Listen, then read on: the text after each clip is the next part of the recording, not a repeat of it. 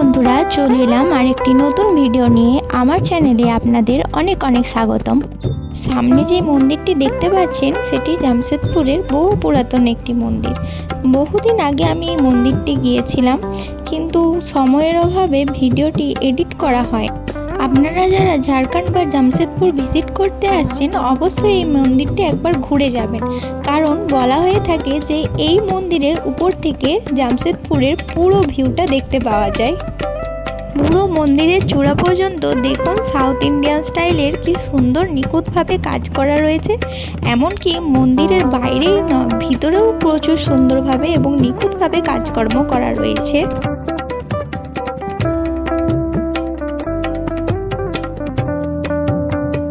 এই মন্দিরটির চারিপাশে আরও ছোট ছোট খুব সুন্দর কিছু মন্দির বানানো রয়েছে।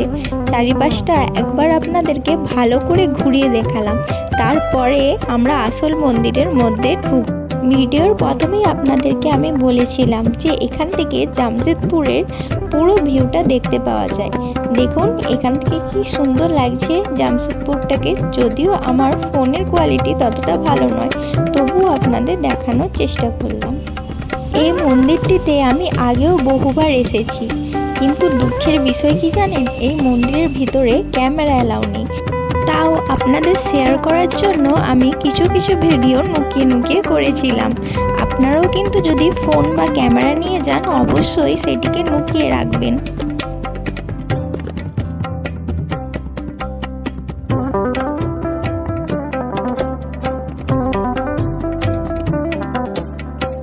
মন্দিরের এই পাশে যে ছোট্ট মন্দিরটি ছিল সেটি হলো মা লক্ষ্মী দেবীর মন্দির।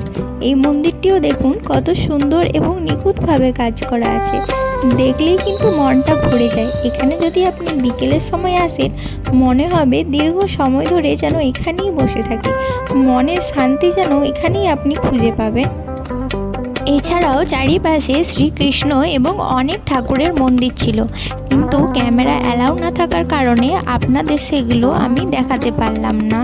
ভিডিওটি তাহলে এখানেই শেষ করলাম। দেখা হচ্ছে নতুন কোনো ভিডিওতে। ভিডিওটি ভালো লাগলে অবশ্যই লাইক এবং কমেন্ট করে দেবেন, এবং অবশ্যই চ্যানেলটি সাবস্ক্রাইব করতে ভুলবেন না।